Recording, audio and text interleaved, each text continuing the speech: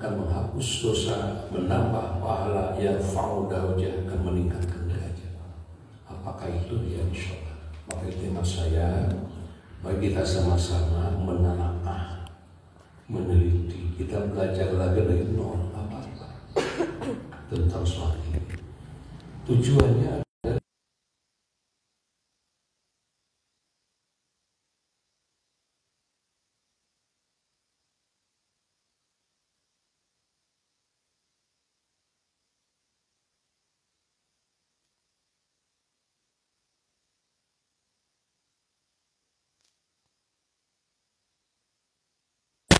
yang beriman yang bagaimana itu yang akan mendapatkan kebahagiaan itu. Itu diantaranya alladzina hum fi sholatihim khashi'un. Mereka orang beriman yang di dalam sholatnya, ketika dia melakukan sholatnya selalu khusyuk. Pertanyaan kita pagi ini adalah, sudahkah kita merasakan khusyuk dalam sholat? Nah itu dia. Dari mulai takbiratul ihram, ruku sujud salam, rakaat ke-1, ke-2 sampai selesai, tidak ada lagi ingatan, tidak ada yang kita kenang di hati, di pikiran kecuali hanya Allah. Sudah belum begitu? Kebanyakan kita malaweng. Ya, ingat hutang, ingat janji, ingat itu, ingat ini. Makanya di Quran surah Al-Maun Allah menyatakan fawailul lil musallin. Takutlah kita itu, ancaman Allah itu bukan main-main, ini serius. Neraka wel lah tempatnya bagi mereka yang sholat. Buah-buah orang gitu, sholat tapi diancam neraka wel. Hese gawe deka pake kalahkan diteke. Anggus tong sholat, aku mau tuh sholat mah. Masalah kakum fi syaqar. Nanti Allah bertanya kepada penghuni neraka spesial. Namanya neraka sakor. Kenapa kalian berada di neraka sakor? Qalu lam naku minal musholin. Mereka menjawab, ya Rabbana, dulu kami tidak pernah sholat. Ke sholat neraka sakor, sholat malawun neraka wel. Kumaha tuh? Pilihan kita nggak ada lagi. Kita harus laksanakan sholat khasyi'un, daimun, yuhafidun. Khasyi'un artinya khusyuk, daimun dawam. Semangat tuh, hujan, tuh panas, tuh poek, tuh capek, terus rumah masjid, masjid rumah, rumah masjid, masjid rumah, tiap hari begitu. Ya, daimun, yuhafid, memelihara keusuhannya, melihara rokaatnya, kualitas, kuantitas, dan sebagainya. Nah, untuk bisa ke arah sana, ternyata tidak bisa instan. Itu masalahnya. Makanya kita harus belajar sholat dari nol. Nggak apa-apa. Di nol lagi. Ya. Nah, kita mulai dari keutamaan sholat. Kenapa kita mulai keutamaan? Setelah berbagai kitab-kitab besar, para alim ulama menulis kitabnya itu selalu mendahulukan keutamaan dulu. Al-Quran pun begitu. Coba metodologi Al-Quran itu diantaranya menyampaikan keutamaan dulu. Ya, hadis Nabi misalnya, as-salatul jamaah afdalu min sholati fajr bi 27 darajah. Salat berjamaah itu lebih utama ketimbang munfarid 27 derajat. Dan keutamaan itu. Ya, dan seterusnya. Nah, bab keutamaan ini panjang. Harus paham, ngerti, yakin. Paham, ngerti, yakin. Baik, kita mulai. Ya, yang kemarin itu hari pertama kita sampaikan, yang pertama kita tulis tuh, sholat itu bisa mencegah pelakunya dari perbuatan keji dan mungkar. Tidak saya ulang lagi ya, ini persepsi aja. Yang kedua, masih ingat Pak Kedua? Nah, ya di fotokopian gampil. Sholat merupakan amalan terbaik setelah 2 kalimat syahadat. Bayangkan ini, setelah 2 kalimat syahadat, setelah tauhid adalah sholat. 2. Kemudian yang ketiga, sholat bisa membersihkan dosa. Rasulullah sallallahu alaihi wasallam sampai-sampai mengumpamakan seperti salah seorang di antara kalian punya rumah, lantas rumahnya menghadapi sungai. Ya, masalus sholawatil khamsi kamasil nahrin jarin gomrin ala babin ahadikum yagtasilu minu kulla yawmin khamsa marratin.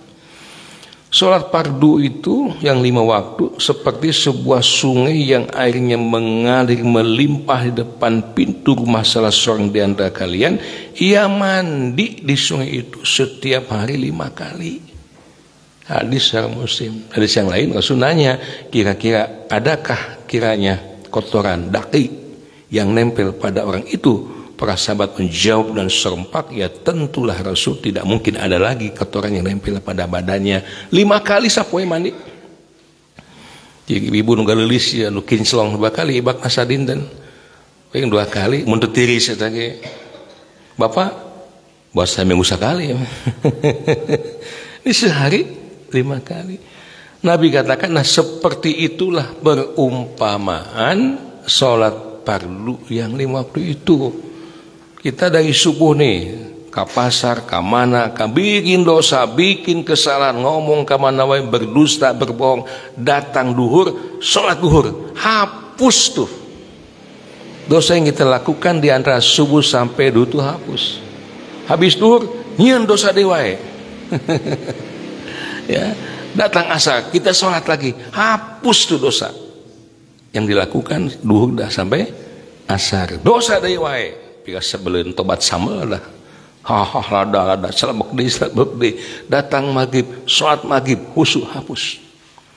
Maghrib isya dosa dewae. Itu begitu sudah dalam hal ini para ulama, para muhaddis menerangkan yang dimaksud dosa-dosa kecil. Awas tuh, dosa-dosa kecil ya. Baik. Nah, kan poin yang kelima, ya, sholat adalah cahaya di dunia. Udah di-share belum nih kalian? Bentar ya. Para penonton saya share ya dulu ya materinya. Punten lupa nih. Saya share dulu ya. Saya dulu udah disiapkan. Saya share dulu. Ya, yang nonton di rumah dimanapun bisa lihat materinya. Insyaallah. Bentar ya, lupa. Nah ini saya share ya. Sayanya kemana ya, ke Kang Yana aja, nanti Kang Yana yang nge-share ke berbagai grup. Udah di-share dah. Wah, ditiup pindahkan HP dah. Canggih ya. Ya materinya, yang nggak punya materinya udah saya share tuh. Baik. Sholat adalah cahaya di dunia. Ini cermati nih. Cahaya di dunia dan cahaya pula nanti di akhirat. Tahu cahaya? Apa cahaya? Terang beneran. Ya kalau kita menghadapi jalan lorong yang gelap banget, ya pastilah kita memerlukan cahaya. Kalau kita jalan tempat yang gelap, kemudian ada cahaya, kira-kira jalannya gimana? Nyaman apa sebaliknya? Nyaman kan? Nyaman. Ya, ketika malam hari tiba-tiba listrik padam PLN, bukan aliran Pak, aliran hurung berarti tidak ada aliran, padam, kaget kan, gumpang-gumpung, apa yang dicari oleh ibu? Iya pasti lilin lah, baterai dan sebagainya. Nah sholat itu adalah cahaya, baik di dunia maupun di akhirat. Hadis Rasulullah Ahmad, man hafadu 'alaiha kanat lahu nuron wa burhanan wa najatan yaumal qiyamah. Barang siapa yang menjaga sholat 5 waktu, man hafadhu 'alaiha, barang siapa yang menjaga, memelihara sholat fardu yang 5 waktu, maka sholat itu akan menjadi nuron, akan menjadi cahaya, wa burhanan, akan jadi bukti, wa najatan, dan akan menjadi keselamatan baginya yaumal qiyamati, nanti pada hari kiamat. Moapoe dina poe kiamat ku salat. Namun sebaliknya, wa man lam yuhafid 'alaiha, Barang siapa yang tidak menjaga sholat fardu di waktu, lam yakun lahu nurun wala burhanun wala najatun, maka ia tidak akan mendapatkan cahaya, dia tidak akan mendapatkan bukti, dan juga dia tidak akan mendapatkan keselamatan. Padahal Allah katakan, Nabi sabdakan, wa kana yaumal qiyamati ma'a Qaruna wa Fir'auna wa Haman wa Ubay bin Khalaf. Orang yang tidak melakukan sholat nanti di akhirat akan disekelompokkan dengan siapa? Qarun, Fir'aun, Haman, Ubay bin Khalaf. Masya Allah. Jadi di neraka nanti sekelas jengkol. Oh asik atuh panggil jeung Fir'aun, lain asik di neraka. Ya, yang apa Fir'aun tiga kumaha cenah. Ngajakeun di neraka loba artis gitu. Kos apa we. Nah, pada hadis berikutnya, basyiril masyaina fiz zulami ilal masjidi. Ada halaman 2 ya. Ya, halaman 2 di atas. Halaman. Oh ini hadis yang lalu nih, fotokopi yang lalu. Lembaran yang lalu. Berilah kabar gembira bagi mereka orang-orang berjalan ke masjid dalam keadaan gelap gulita. Sekali lagi, berilah kabar gembira bagi orang-orang yang menuju masjid dalam keadaan gelap di kampung-kampung, di orang mah aya saang, di orang mah nikmat jalan di tembok, di hot mic, masya Allah. Apa kabar gembiranya? Bin nuri tammi yaumal qiyamati, yakni dia akan mendapatkan cahaya yang sempurna nanti pada hari kiamat. Jemaah sekalian yang kebetulan rumahnya jauh dari masjid, melalui jalan-jalan yang gelap, yang terjal, nih Rasul mintakan bergembiralah kalian. Kalaupun gelap dia terus datang, kalaupun terjal dia datang.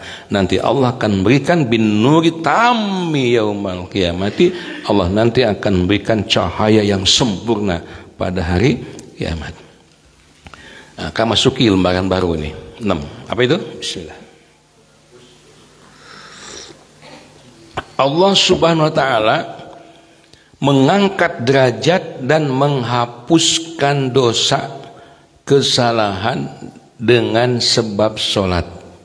Ini berdasarkan hadis Sauban radhiyallahu an. Beliau adalah budak Nabi SAW, khodam Nabi SAW. Dari Nabi SAW beliau bersabda kepada Sauban, karena Rasul itu sangat sayang kepada para sahabatnya, termasuk pada kita yang belum pernah ketemu dan beliau, tapi sayang beliau kepada kita udah nyampe itu. Sayang beliau kepada umatnya itu masya Allah. Sedikit nih saya sadarkan dulu. Baik ketika beliau hidup, ketika beliau sedang menjelang sakaratul maut, dan nanti di akhirat ketika beliau dibangkitkan di padang mahsyar. Yang beliau ingat, yang beliau sebut ummati, ummati, ummati. Selalu kita ketika sholat, beliau selalu ketika sholat, saking sayangnya kepada umatnya, kadang-kadang beliau sholat sambil Umar bin Khattab mendengar sekali jelas suara tulang-tulang beliau seperti ada yang potong atau gimana. Ya Rasul, sakit engkau? Tidak Umar, aku jelas mendengar suara yang mengkhawatirkan kami. Ingin tahu Umar? Dibukalah gamisnya, batu-batu kikir yang diikat dengan kain dibelikan kenapa tuangan anak ngaganjel perut dari lapar Nabi. Kenapa ya Rasul kau lakukan itu? Mintalah pada kami, kami siap memberikan makan apapun yang kau. Tidak ya Umar, masih banyak umatku yang tidak makan. Tadi kemarin siang kita nonton tuh Umar Khattab, masya Allah. Begitulah hamba-hamba Allah yang dimuliakan Allah Azza wa Jalla. Ketika menjelang wafat Jibril datang, singkat ceritanya ya Rasulullah, sudah saatnya. Allah berpesan, jikalau Rasulullah hambaku siap untuk diambil, ambillah. Jika kau minta ditangguhkan, tangguhkanlah. Masya Allah. Menurut itu Mas Dato, Datang Mas Darto. Hei Mas Darto, ayeuna geus waktunya, maukah kau pergi atau kamu ditangguhkan? Tangguhkan 100 tahun deui, begitu ya. Jibril, aku nanya kalau aku mati apa yang akan terjadi? Pintu-pintu langit dibuka semua, malaikat menyambutmu, Allah sangat ridho kepadamu, sangat rindu kepadamu. Nabi terlempeng, tidak memperlihatkan suatu kegembiraan. Wahai Rasul, apakah nggak cukup anugerah dari Allah? Bukan itu yang aku maksud. Kalau aku mati, bagaimana nasib umatku? Masya Allah. Bikin kabar dengan tunkenan Rasul. Anu demu teh bukan keselamatan dirinya, tapi saha urang. Sampai di alam barzah nanti. Hadis sahih menjelaskan yang pertama kali akan dibangunkan Rasulullah SAW. Sebelum Nabi Rasul yang lain, Rasul dulu yang dibangun. Pas bangun sulang sir sampai di hadis Muslim jelaskan sambil ngeprukan tanah dari kepalanya, rambutnya. Masya Allah. Sulang sir Jibril datang, ya Rasulullah, kau lihat siapa, nyari siapa? Putramu, istrimu? Bukan. Umatku mana? Umatku mana? Berteka dia, ini umat yang banyak, bukan Nabi, ini umat Nabi Musa, ini umatku mana Jibril? Tuh umat yang paling banyak jumlahnya, tapi di antara mereka banyak yang berjalan dengan kakinya, berjalan dengan tangannya, dengan perutnya dan punggungnya, dan susah mereka melakukan perjalanan karena banyak dosanya. Rasul menangis pada Allah. Beliau berdiri di mimbar cahaya yang Allah siapkan, nanti beliau berdoa. Apa beliau? Ya Rasul, ya Allah, ya Rabbana, berikan ampunan kepada umatku. Masya Allah. Nah kita sekarang nih yang ngaku umat beliau, apa yang dilakukan pada beliau? Cintailah beliau. Harus melebihi cinta kita kepada segala apapun. Quran surah Taubah surah 9 ayat 24, rujukan ayatnya. Gimana cara mencintai Rasul? Nggak boleh gulu, nggak boleh berlebihan. Logikanya, kalau kita mencintai ibu aja, mencintai suami, kira-kira apa yang akan ibu lakukan pada suami? Selalu menyediakan apa yang disenangi oleh suami, gitu kan? Selalu memperlihatkan pelayanan yang kira-kira suami senang, kan begitu? Cocok itu cinta itu. Nah kepada Nabi, lakukan apa yang diinginkan oleh Nabi. Jangan melakukan yang aneh-aneh. Cinta kepada Nabi, tapi bukan melakukan apa yang diinginkan oleh Nabi, malah melakukan sesuatu yang justru oleh Nabi tidak pernah dilakukan. Kan aneh itu. Gimana cara melakukan apa yang Nabi cintai? Lihat Quran. Ali Imran 31, An-Nisa 54, Al-Hasr ayat 7, Al-Ahzab 21. Tak eta 4 ayat. Qul in kuntum tuhibbunallaha fattabi'uni. Kan gitu petunjuk Al-Quran. Allah berfirman, katakan Nabi Muhammad kepada umatmu, jikalau kalian semua mencintai aku, Allah Azza wa Jalla, ikutilah oleh kalian aku. Siapa? Rasulullah. Dalam bab sholat tegas Rasul mengatakan dari Al-Bukhari, sallu kama ra'aitumuni usolli. Sholatlah kalian sebagaimana kalian melihat bagaimana aku sholat. Tuh. Jadi cinta pada Nabi itu, karena kita sedang bahas tentang sholat, sholat kita itu harus seperti sholatnya Nabi SAW. Kan terus ayah nabinya. Iya betul, tapi sudah ada peninggalannya. Ya, aku tinggalkan, kata beliau, amrain, 2 perkara. Ini Quran dan sunnah. Ikuti sunnah-sunnahnya. Baik. Sedap mas. Bismillah. Nah, Sauban ini adalah khodam Nabi SAW. Rasul itu bertanya kepada beliau, alaika bikasratis sujud, hendaklah engkau wahai Sauban perbanyak sujud. yakni apa yang maksud? Sholat apa? Sunat. Kan sholat padu nggak boleh diperbanyak. Ya. Fa innaka la tasjudu lillahi sajdatan. Karena engkau tidaklah sujud kepada Allah dengan sekali sujud saja. Sekali sujud saja. Ingat tuh. Illa kecuali satu, rafa'akallahu biha darajatan. Allah akan meninggikan derajatmu. Ingat tuh. Setiap kali kita sujud, ini sunat yang sunat. Allah akan meninggikan derajatmu. Apalagi yang sholat wajib. Makanya melihat sahabat Nabi ini tidak ada alasan kita bermalas-malasan untuk sholat sunat. Masa nggak mau ditinggikan derajat oleh Allah? Sekarang ini zamannya orang berebut, ingin ditinggikan, ingin diangkat derajat, ya kan? Ingin diangkat jadi wali kota, ingin diangkat jadi gubernur sampai presiden malah. Boleh, silahkan bersaing. Gitu. Jadilah katanya, katakanlah kita diangkat. Ingat, yang namanya derajat, kita menduduki sebuah jabatan, tapi yang mengangkatnya masih jelema keneh, masih manusia keneh, nggak ada sebuah jabatan yang diangkat oleh manusia yang aman. Jangankan abadi, aman aja enggak.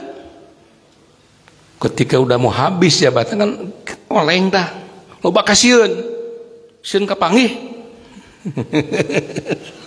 Kapanggih naon? Itu kan selamat teu kapanggih. Alhamdulillah punan ceuk mah ngajabat. Korupsi teu kapanggih, alhamdulillah. Kan sareng rame sareng. Tapi kalau kita ditinggikan, illa rafaqallahu biha darajatan, yang mengangkat derajat kita bukan makhluk tapi khaliq, yakni Allah Subhanahu wa taala. Saya tanya, adakah makhluk lain yang bisa menurunkan derajat kita? Tidak. Pertanyaan yang kedua, ingin mana sekarang? Mana yang lebih kita inginkan? Diangkat derajat oleh manusia atau diangkat derajat oleh Allah? Jangan abaikan sholat sunnah. Apa sholat fardu? Itu baru nomor satu. Yang kedua, wa khatta anka biha khotiatan. Dan Allah akan menghapuskan satu kesalahan dengan sebab sujud itu. Derajat kita ditinggikan, dosa kita dihapus satu poin. Coba kalau kita lebih sering sujudnya, lebih sering sholatnya, berarti derajat semakin tinggi, dosa semakin banyak yang dihapus. Ini mudah-mudahan jadi motivasi. Makanya ngaji itu punten nguping kena ulah ku ceuli. Naon ceuli teh? Ceuli teh singkatan teh. Lah hilap deui bahasa sepuh ulah ku ceuli, tapi kudu ku cepil cenah. Cep nyempil. Ai ceuli mana? Dengan hati dan keimanan ya. 6, 7. Salat termasuk apa? Faktor terbesar yang menyebabkan seseorang masuk surga. Dengan menemani Nabi Shallallahu Alaihi Wasallam. Masuk surga aja sulit. Bukan main sulitnya Pak. Awas, jangan dianggap masuk surga cukup ku sodako sapeser 2 peser, ku haji sekali, umroh tiap tahun, tiap bulan, sholat berjamaah dan sebagainya. Susah. Am hasibtum an tadkhulul jannah. Apa itu? Al-Baqarah ayat berapa itu? 200? Ustaz lah. Nah, itu ngepingsu anten Ustaz ya. Oh, Kak Ustaz. Alhamdulillah. Mana yang waktu ngalut tuh? Bismillah. A'udzu billahi minasy syaithanir rajim. Am hasibtum an tadkhulul jannata wa lamma ya'tikum masalul ladzina khalau min qablikum masatuhumul ba'sa wad-dharra wa zulzilu hatta yaqula ar-rasul wallazina amanu ma'ah mata nasrullah ala inna nasrullahi qarib. Sekarang terjemahan Ustaz Budan. Apakah kamu mengira bahwa akan masuk surga padahal belum datang kepadamu cobaan sebagaimana halnya orang-orang yang sebelum kamu? Mereka ditimpa oleh malapetaka dan kesengsaraan serta guncangan dengan bermacam-macam cobaan, sehingga berkatalah Rasul dan orang-orang yang beriman bersamanya, kapankah datangnya pertolongan Allah? Ingatlah sesungguhnya pertolongan Allah itu amat dekat. Insyaallah. Al-Baqarah 214 tuh. Apakah kalian menyangka dapat masuk surga, tanda kutip, dengan mengandalkan amalia ibadah yang kalian lakukan hari ini? Padahal belum sampai pada kalian apa yang Allah berikan pada umat-umat terdahulu. 3 hal itu. Mereka ditimpa penyakit, wabah di mana-mana, paceklik yang menyebabkan mereka kelaparan, diserang oleh musuh tiap waktu 24 jam. Tuh. Kalau orang mana tuh ngaji di pasien tuang, masya Allah, nonton bareng, makan gratis. DM atau gitu loh. Luar biasa. Dulu tuh jangankan begitu, udah gue musuh ngaji itu. Ya, itu sampai para sahabat dan Rasul yang diutus mengatakan, mata nasrullah, kapan ya Rob pertolonganmu akan turun pada kami? Kan kau janji akan menolong kami. Sekarang mana buktinya? Mana buktinya? Itu artinya ungkapan ketika mereka sudah sampai pada klimak ujian yang dahsyat. Allah mengatakan, tenang, sesungguhnya pertolongan dekat. Ya. Jadi masuk surga itu susah. Nah, ada hadis ini yang akan kita bahas, hadis Muslim nomor 489, poin ke-7. Sholat itu ternyata ya termasuk faktor terbesar yang menyebabkan seorang masuk ke dalam surga. Bahkan di surganya menemani siapa? Rasulullah SAW. Alhamdulillah, ini rezeki untuk kita ini. Gak usah perang.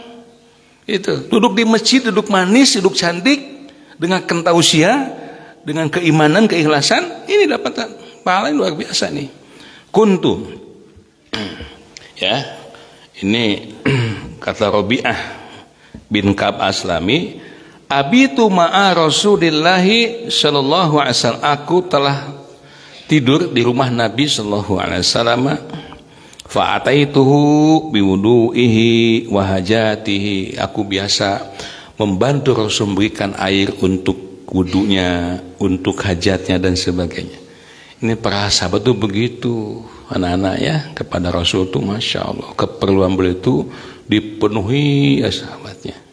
Tapi hati-hati, catat semuanya, tuan santri ini, Rasul tuh orangnya tidak pernah memerintah pada orang lain, selama beliau masih bisa melakukan sendiri. Hebat ya. Orang naik pangkat sajengkal ge, wah geus melakukan sangkeng, wah ini. Saya lihat sendiri gitu, putar. Di Mekah teh makanan hayang diladenan, calik we, minumnya itunya, ini disebetan, teken. Si ngacai disusut, leho disusut, senah dipakai ke, enggak, Nabi enggak begitu. Beliau enggak pernah merintah siapapun, termasuk istrinya, sepanjang kau bisa mengerjakan dan sendirinya. Tapi para sahabatnya itu yang sendiri. Para sahabatnya ingin mendapatkan pahala. Karena Rasul mengatakan, siapa yang mencintai seorang, dia akan bersama yang mencintainya. Mereka mencintai Rasul luar biasa. Ya, udah hartanya, tenaganya, bahkan nyawa. Di antaranya disebut di sini ada sahabat Rabi'ah bin Ka'ab al-Aslami. Beliau ketika tidur di rumah Rasul, beliau membaktikan dirinya, mewakafkan dirinya untuk kepentingan Rasul. Faqala li, Rasul bersabda kepadaku, sal, sok minta. Ingin apa engkau? Itu, ingin apa engkau? Maka aku berkata, ya Rasulullah, faqultu as'aluka murafaqataka fil jannah. Aku mohon aku menjadi teman dekatmu nanti di surga. Bukan minta masuk surga, mohon supaya beliau menemani Rasul di surga. Masuk surga enggak beliau? Masuk surga. Bahkan di surganya menemani Rasulullah. Kok Rasul bersabda, "Au ghairu dzalik naun deui aya keneh." Qultu aku menjawab, "Huwa zak." Teu aya Rasul eta we. Mun urang kitunya pasti yang mobil, hayang imah, gitu kan. Sahabat enggak ingin kemuliaan di akhirat. Itu hebatnya sahabat. Di dalam hidupnya itu selalu pandangan itu akhirat. Walal akhiratu khairul laka minal ula. Karena tahu dalil bahwa kehidupan akhirat jauh lebih baik ketimbang kehidupan dunia. Dunia itu lebih hina, masih berharga kiri kanan teh kan ada reungit teh aya yang jangan kiri kanan.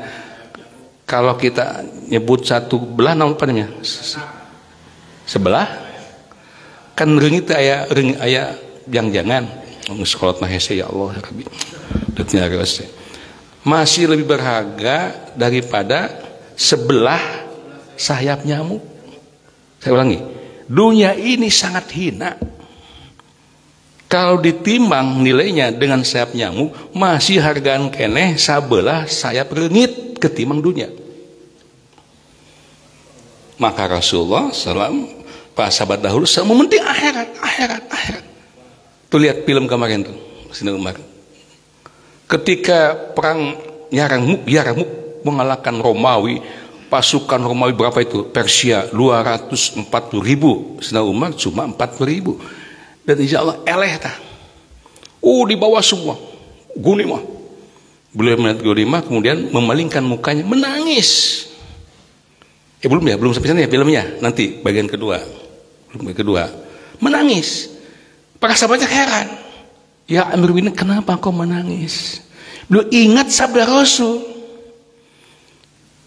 Aku bukan ngakembi, aku menangis. Karena Rasul mengatakan bukanlah kefaqwallah, bukanlah kefakiran yang aku khawatirkan menimpa umatku, justru yang aku khawatirkan ketika Allah membukakan dunia dan segala kunci-kuncinya dengan perhiasan-perhiasannya dan nanti kan akan berebut untuk mendapatkannya. Itu yang aku khawatirkan hingga kalian lalai lupa akhiratmu.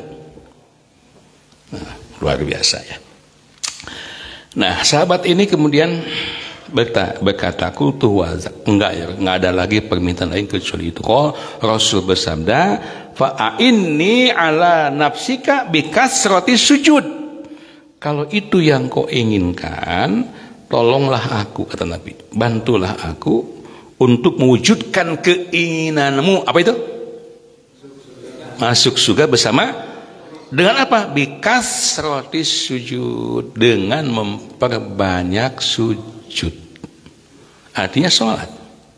Masya Allah. Ya Rasul nggak ya gampang lah. Saya didoakan di kamu sama saya juga. Begitu Nabi, itu tidak mendidik. Boleh. Kau akan bersamaku di akhirat, di surga, tapi bantulah aku dengan aktivitasmu, dengan usahamu, yakni bikasrotis sujud, perbanyak sujud, artinya perbanyak sholat. Selain sholat fardu juga perbanyak sholat sunat. Jelas? Alhamdulillah. 8. Berjalan menuju sholat akan dicatat sebagai kebaikan, bisa meninggikan derajat dan menghapuskan dosa. Man tatahhara fi baitihi, barang siapa yang bersuci di rumahnya. Tuh Pak. Jadi wudu itu jangan di masjid. Ame awet cai. Kan hebatnya begitu. Hadisnya begitu. Man tatahhara fi baitihi. Di rumah sebelum ke masjid kita udah berwudu. Artinya benar-benar niat kita untuk sholat. Ya kan? Masa ya wudu ke mana apa wudu? Mancing banyak ngusip wudu, terwudu. Pastilah mau sholat. Kemana wudu? Dekat pasar mungkin. Jadi udah menyiapkan diri serius bahwa saya akan sholat. Ya, summa masya ila baitin min buyutillahi, lantas dia berjalan menuju satu rumah dari rumah-rumahnya Allah. Apa itu? Masjid. Maka liyak dia faridatan, niatnya cuma satu, ingin melakukan sesuatu yang difardukan oleh Allah, yakni sholat, min faraidillah, dari kewajiban-kewajiban yang ini Allah perintahkan. Maka kanat khutwatahu ihdahuma tahuttu khati'atan wal ukhra tarfa'u darajatan. Maka setiap dia melangkah, kan kita punya dua kaki nih, yang kanan kiri, kanan gitu kan, langkah tuh gitu kan. Ada yang melangkah dua langsung acok-acokan. Ya teman nauna tuh. Hiji-hiji lengkah mah, tiga pocongnya, dawuh pocong dongeng nama. Maka langkah yang pertama itu akan menghapus satu kesalahan, watahu ihdahuma tahuttu khotiatan. Pak, tiap langkah yang satu menghapus kesalahan. Langkah berikutnya wal ukhra tarfa'u darajatan, mengangkat derajat. Terus begitu, hapus dosa, angkat derajat, hapus dosa, angkat. Terus bayangin, kalau makin banyak langkah-langkah kita, berarti makin satu, dosa banyak yang dihapus oleh Allah. Kemudian derajat kita akan lebih ditinggikan. Berbahagialah Bapak Haji Maman. Tapi ya, tapi ya, orang luar kota ya, luar pemilik yang jauh langkahnya. Masya Allah, jangan mengeluh. Jangan mengeluh karena jauh lokasi gen rumah Pak Beli, Bu Beli. Wah, kamu sama jauh pisan, luar negeri sama. Makanya beda kota. Kota Cimahi, belum masuk ke mana? Bandung. Bukan, Kabupaten Bandung. Ya. Pak Beli, udah, Kabupaten Bandung. Ya, Magasi. Dari Bandung. Itu mah yang ngaji yang jauh-jauh, berbahagialah Anda, Bapak Ibu ya. Datang ke DM di sini. Jangan mengeluh. Nih, langkah yang pertama akan menghapus dosa, langkah kedua akan meninggikan derajat. Terakhir, 9, dianggap bertamu di surga setiap kali seorang muslim berangkat ke masjid. Wah, luar biasa ini.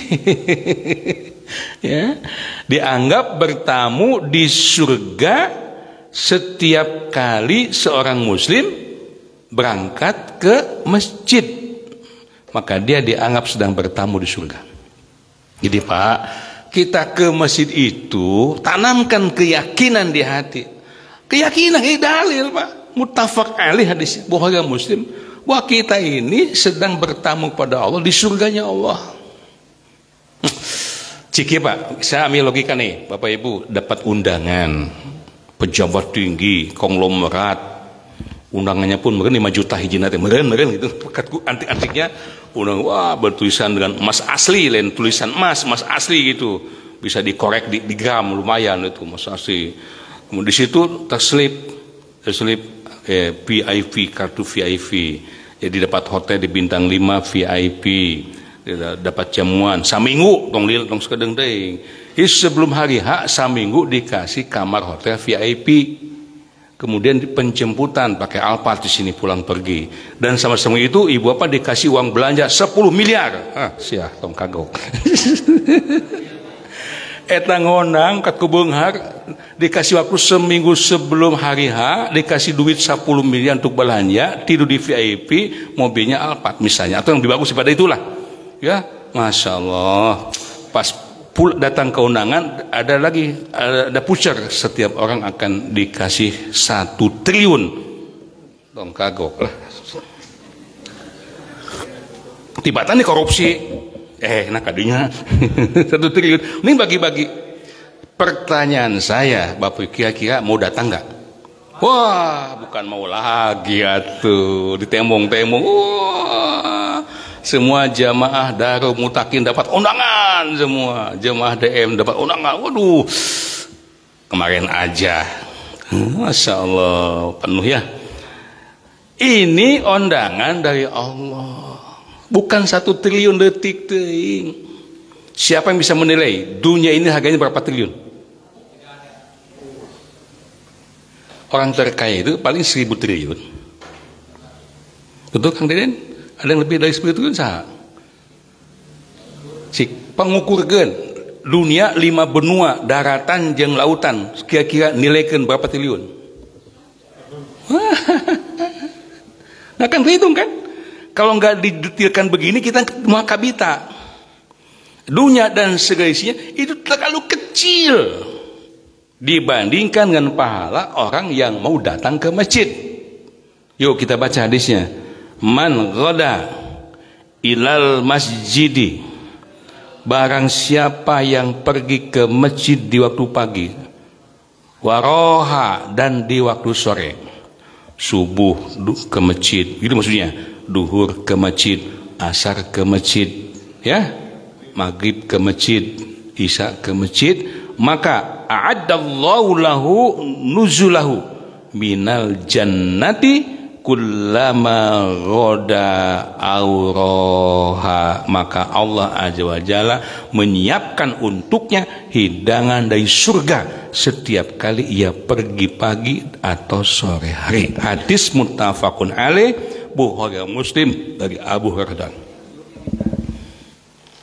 Gini wona naon di masjid deh. Kopi-kopi aja. Ini baca dengan keimanan. Kalau kita ingin jadi orang terhormat, tamu VIP, tamunya kholik, bukan tamunya makhluk, bukan tamunya jenderal manusia keneh, tamunya Allah Azza wa Jalla, dan mendapat hidangan surga pagi dan sore, yakni pahala yang melebihi semua dunia isinya, sumping ke masjid. Jelas? Hadis lain kita udah hafal semua. Rakaataini qabla subhi khairum minad dunya wa ma fiha. 2 rakaat salat sunat sebelum salat subuh lebih baik, lebih dahsyat daripada dunia dan segala isinya. Eta teh baru salat sunatnya, baru subuhnya. Maka orang yang beriman ketika membaca hadis ini, Masya Allah, pasti akan timbul semangatnya untuk ke masjid, untuk berjamaah. Apapun halangan, rintangan, kesibukan apapun tidak akan menjadi penghalang. Kenapa? Aku akan kehilangan surga. Aku akan kehilangan surga. Jelas? Paham? Ngertos? Baik diamalkan? Cukta. Alhamdulillah Mas, cukup Mas. Alhamdulillah. Silakan. Ada waktu 20 menit lagi ya. Kita dialog. Baik Bapak Ibu, alhamdulillah kita sudah sama-sama menyimak materi yang disampaikan oleh narasumber kita Bapak Ustadz Asep Roidin yang pagi hari ini dengan temanya keutamaan sholat bagian yang kedua. Kesempatan berikutnya tentunya masih ada, kami berikan kepada Bapak Ibu semuanya yang akan menyampaikan pertanyaan di seputar tema ataupun di luar tema. Mangga Bapak Ibu. Ya, 20 menit cukuplah. Ada? Dengan Pak Endang, Mbak. Enggak, Pak. Pak Endang. Assalamualaikum warahmatullahi wabarakatuh. Waalaikumsalam warahmatullahi wabarakatuh. Alhamdulillah Pak Ustadz, dengan izin Allah, kami di sini jemaah takwa bisa melaksanakan sholat yang padunya, yang sunatnya. Namun ada suatu kendala yang sangat sulit Pak Ustadz, yaitu mengatasi kehusuan selalu aja gagal. Udah saya mencoba semua yang saya baca di dalam sholat maknanya, tapi tetap aja 1 rakaat bisa lulus, kedua rakaatnya lagi udah hilang gagal fokus lagi, ingat sana sini sini. Nah Pak Ustadz, bagaimana triknya menyiasati godaan setan yang terkutuk ini? Terima kasih. Assalamualaikum. Boleh Mas tampung dulu biar nanti banyak waktunya. Mangga untuk ibu-ibunya setelah dari Pak Endang. Ada ibu, mangga. Ya Allah.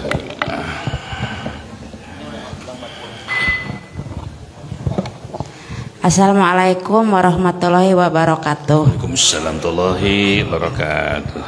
Pak Ustadz, abdi bade naroskeun ari salat wajib terakhir tos assalamualaikum teh nganggo istighfar, ai kanggo sunat nganggo istighfar teh 3 kali misalna tahajud gitu. Assalamualaikum warahmatullahi wabarakatuh. Waalaikumsalam warahmatullahi Boleh wabarakatuh. satu lagi, Ibu? Mic-nya mumpung ada di situ. Santri juga boleh nanya. Bala, silakan. Ada dari ibunya? Mangga. Mangga. Assalamualaikum warahmatullahi wabarakatuh. Assalamualaikum warahmatullahi wabarakatuh. Izin bertanya Pak Ustadz. Mangga, Bu. Silakan. Tapi keluar dari tema Pak boleh Pak Ustadz? Insyaallah, silakan. Ini ada cerita teman pulang dari umroh. Alhamdulillah. Mereka tuh nggak bersamaan sama pembimbing. Mereka tuh berangkat ke masjid tuh setiap jam 2 tuh sendirian, nggak pernah sama teman, nggak pernah sama Pak Ustadz gitu. Terus yang mereka inginkan tuh ingin setiap saat ke masjid itu langsung ke itu tawaf Pak, mereka tuh langsung mereka tuh pengen menyium ajar hasbat ya. Nah, apa yang pertama, apakah diperbolehkan kita itu berpisah dengan pembimbing? Nah, keduanya Pak Ustadz, mereka tuh setiap malam tuh nggak pernah bareng sama Pak Ustadz tuh. Mereka itu bareng-bareng udah mau tawaf perpisahan Pak Ustadz. Mereka pun udah di atas. Apakah diperbolehkan itu Pak Ustadz? Dan mereka itu apakah diperbolehkan setiap malam itu tawaf Pak Ustadz? Terima kasih atas jawaban Pak Ustadz. Assalamualaikum warahmatullahi wabarakatuh. Assalamualaikum. Ya, yang ringan dulu saya jawab ya. Yang pandang tuh berat jawabnya itu. Mudah jawabnya, berat ngamal kenanan. Ibu tuhnya kita ke sekolah mas santri mata kayak ya. Tadi pas yang kedua Pertanyaan dari Ibu, ketika habis selesai sholat kan ada astagfirullah 3 kali, dan kalau bagaimana kalau sholat sunat? Zikir itu ada yang muqayyad, ada yang mutlak. Muqayyad itu yang terikat, waktunya kapan, jumlahnya berapa, caranya gimana. Contoh ba'da sholat fardu, beliau habis sholat pansyarofan nas, membalikkan badan ke jamaah sambil melihat jamaah gitu, silaturahim. Istighfar 3 kali, astagfirullah, astagfirullah, astagfirullah. Wa qala Allahumma antas salam minkas salam. Terus tabarok. Terus udah gitu baru beliau tasbih 33, tahmid, takbir 33. Ditutup dengan tahlil 1 kali. Tamamal mi'ah, yakni la ilaha illallah wahdahu la syarikalah lahul mulku, teruskan walahul hamdu wa huwa ala kulli syai'in qadir. Setelah itu selesai, gufirat khatayahu wa kanat mistajamal bahr, akan dihapus dosa orang itu kalaupun sebanyak buih di atas air laut.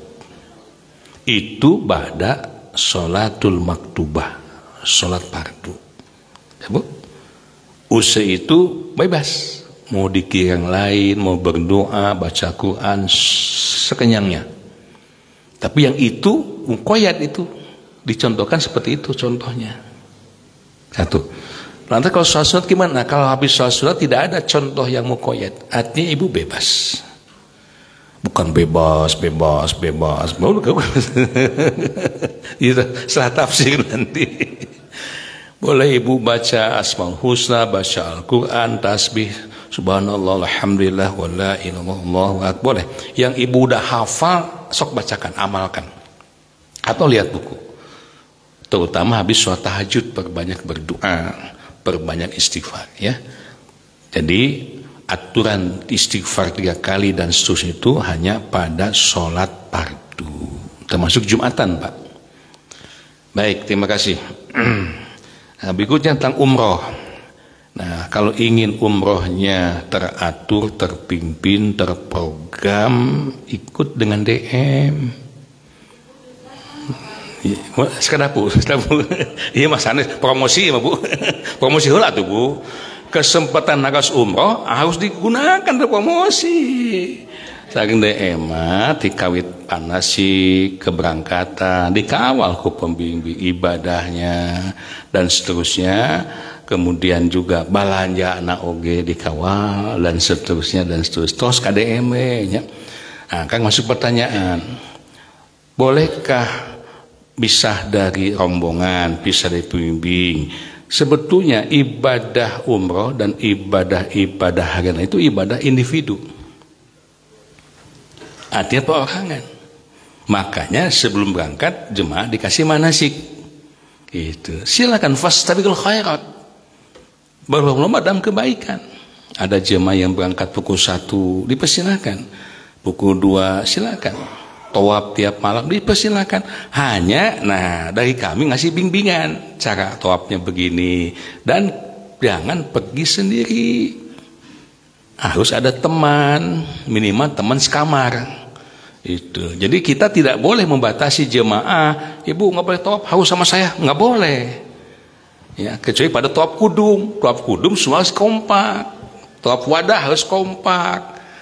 Ya, kan kita sekarang 9 hari, sekarang 12 hari Pak. Umur kita 2025 mulai Ramadan itu 12 hari. Terus pakai kereta cepat Haramain plus kota. Begitu program kita sekarang. Naik kelas, naik kelas ya. Nah, yang udah berangkat terus berangkat lagi. Jadi dipersilahkan, hanya pas jam makan harus pulang. Ya, kan gitu pedoman kita. Kenapa? Nggak boleh nahan lapar. Semat ibadah oke lah. Abdi mah uwi bade naon teh? Itikaf we di Masjidil Haram. Sapoe sapoting teu balik. Pas datang ngelulus guprak ke rumah sakit, ya begitu. Ibadah harus sesuai dengan tuntunan Nabi SAW, tapi keselamatan dijaga, kesehatan juga dijaga. Gitu Bu ya. Nanti misalnya ada jemaah ingin abdi hayong tiap malam tawaf, jangankan tiap malam, tiap sholat juga tawaf, silakan. Nggak tawaf sunat itu tidak dibatasi. Hanya dalam sesuatu situasi yang mesti bersatu harus bergabung. Kok yang begitu? Tadi saya bilang tawaf kudum nggak boleh. Aku mau udah bolak-balik ke sini, mau sendiri aja tawaf. Jangan, gabung dulu. Tawaf wadah gabung. Nah di luar itu tawaf sunat, sholat berjamaah dan sebagainya silakan. Cuma satu pedoman saya, laksanakan semua ibadah sesuai dengan sunnah sakitu ya Bu ya. Bagus Bu. Pertanyaannya kembali kepada pertanyaan pandang. Itulah masalah kita semua Pak. Salat khusyuk. Eta nu panghesena. Kayaknya yang paling sulit ibadah dalam Islam itu Pak. Sedekah pada bisa, haji pada bisa, umroh berebut sarang ini. Alhamdulillah. Salat khusyuk. Padahal teteh pada melan sadi dinten. Sehari 5 kali. Kalau kita mau latihan apa Mas misalnya badminton, olahraga dan sebagainya, ada nggak sebenarnya latihan sepak bola, latihan 5 kali sapoe? Mau perang final tanding kena, nah sepak bola di booming nih, dilatih para pemain 5 kali sehari latihan sepak bola, ada nggak? Nggak ada. Pas main leglok. Sholat mah 5 kali sehari. Allahu Akbar, astagfirullahaladzim. Tapi kita udah 5 kali sehari semalam sholat, masya Allah. Yang namanya khusyuk hese wae. Ya. Nah itu dia sebabnya kenapa kita bahas sekarang keutamaan sholat. Maksudnya adalah supaya Bapak Jemaah Rahmatullah kita sampai ke tingkat. Jadi ini perjalanan untuk kesini Pak, kajian ini. Nanti udah keutamaan sholat, kayak biasa saya kira udah pada mafhum, ya. Paling ada hal yang boleh tanyakan. Terus tamat kan belum maromna bab sholat, udah tamat, udah dapat sertifikat semua kan, udah bisa dakwah nih semua. Nah nanti udah keutamaan baru kiat khusyuknya nanti. Ya. Ini jawaban sementara Al-Baqarah 4 berapa? 45. Wasta'inu bis-sabri wassalah wa innaha lakabiratun illa 'alal khosyin. Jadi kalau saya katakan suatu itu hese, itu bukan kata saya. Surah Allah na Al-Quran. Mohonlah kalian perlindungan kepada Allah, pertolongan kepada Allah, segala macam bentuk masalah, bentuk musibah, ketakutan dan sebagainya dengan sabar dan dengan sholat. Sampai sini kita cut dulu. Tuh, ternyata sholat itu salah satu media untuk memohon kepada Allah dari segala macam kabingung, kasulit, ekonomi, dagang rugi, budak tersoleh, kalau kita balik-balik Bang Toyib dan sebagainya. Ku sholat ternyata. Ku sholat ini kan. Wa innaha lakabiratun illa 'alal khosyin. Ketahuilah sesungguhnya sholat itu amat sangat berat kecuali bagi mereka yang khusyuk. Tuh Pak, surah Allah berat sholatnya. Allah sendiri menyatakan sholatnya berat kecuali bagi orang yang khusyuk. Bagi yang khusyuk bukan berat. Sholat itu sebuah kenikmatan. Kan saya pernah menyatakan membagi 3 level orang sholat. Pertama dianggap sebagai beban. Orang munafik tuh, atau muslim abangan tuh, beban berat. Kedua sebagai kewajiban, dia istiqomah tapi tidak berdampak. Yang ketiga level tertinggi sebagai kenikmatan. Itulah orang khusyuk. Nah ayat berikutnya Allah menyatakan siapa orang khusyuk itu? Alladzina yadunnuna annahum mulaqu rabbihim wa annahum ilaihi rajiun. Mereka yang yakin, yadunnun, yakin. Nah yakinnya ini yang belum kita miliki. Yakin bahwa mereka akan bertemu dengan Allah. Ya, keyakinan kita bertemu kepada sudah, kita udah yakin. Kita iman juga akan dari kiamat, udah. Kita akan dikumpulkan di padang mahsyar, kita yakin juga. Kita akan ditanya nanti hisab, udah. Tapi tingkat keyakinan ini mungkin yang bagus. Bagus nonton. Bagus secuil. Nah ini makanya bicara khusus sholat, kita harus membenahi keimanan. Dari keimanan itulah keyakinan itu akan lebih mantap lagi. Nah untuk menumbuhkan keimanan, ya kita harus mau taklim macam ini. Macam tadi 9 hadis yang bicarakan tentang keutamaan sholat. Kan dengan ngaji seperti ini kita paham, oh begini. Dapat hidayah hingga timbul semangat. Nah dari semangat itu lama-lama terkumulasi terus jadilah penambah keimanan. Ya sabar Pak. Minimal kita udah tahu bahwa target kita soal itu harus khusyuk. Kalau nggak khusyuk, fawailul lil muslimin. Tumbuhkan rasa takut pada Allah dengan ancamannya. Mudah-mudahan ke depan hakikatnya hanya Allah Azza wa Jalla yang bisa menjadikan hati kita khusyuk. Ya Pak. Ini kita belajar itu hanya sebagai apa namanya? Wasilah aja. Apa wasilah itu? Berantara aja. Usaha. Hakikatnya hanya Allah lah yang bisa menjadikan kita khusyuk. Bukan khusyuan, bukan. Mereka aktris di sholat, di film sinetron, Allahu Akbar, khusyuk. Padahal mah hati-hati bukan ke mana. Tapi benar-benar khusyuk. Min khosyatillah. Orang khusyuk itu takutnya kepada, bukan karena ingin dilihat oleh manusia. Ya. Baik, terima kasih Yunus. Yang di Facebook ada? Belum ada, Ustaz. Baik Bapak Ibu, mungkin satu kesempatan lagi ada? Mungkin sudah cukup Pak Ustaz. Alhamdulillah. Tos sampai Ustaz ya. Ibu-ibu, saya mau bicara sedikit ya, mau mengaturkan berjuta-juta terima kasih jemaah sekalian yang subhanallah. Di sini saya merasa berdosa juga Pak ini. Naon dah. Ketika dulu kita mengadakan pengajian Ahad, ya udahlah kalau ada rezekinya panggil tukang bubur kadieu. Kan gitu dulu tuh. Ya, tapi sekarang jadi merepotkan semua. Ya.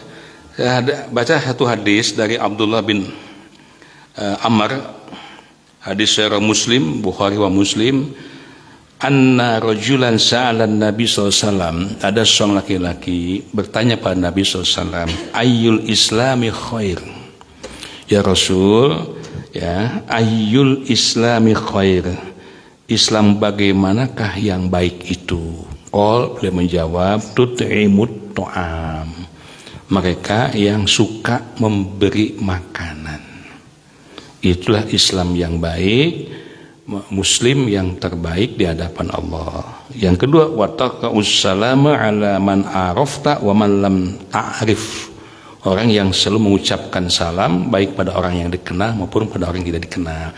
Emang pahalanya dahsyat memberikan makanan itu, terlebih beri makanan pada hamba Allah yang sedang ngaji seperti ini. Ya, namun di sisi lain, dalam ekonomi yang seperti yang kita rasakan, saya khawatir nanti jadi memberatkan. Maka itu Pak Ibu, dari insya Allah kurang kali niatnya saya sebagai sarapan sana sebenarnya badai ngaos, andai kata rizkinya mungkin kurang mencukupi, jangan dipaksakan. Aya rizkina alhamdulillah, teu aya sawios. Ya, jelas Bu? Jadi asa dosa Bu. Saya nonton film Umat Kota kemarin, lu jadi dosa ya. Dosa. Ya, mudah-mudahan Allah memberikan rezekinya yang banyak, memberikan pahala berlipat-lipat ganda, dan maafkan saya sebagai pimpinan kalau banyak kesalahan, kekurangan dalam bertindak, berkata dan sebagainya ya, dan berikan masukan saya sebanyak-banyaknya untuk kebaikan kita. Para jemaah sekalian, terima kasih.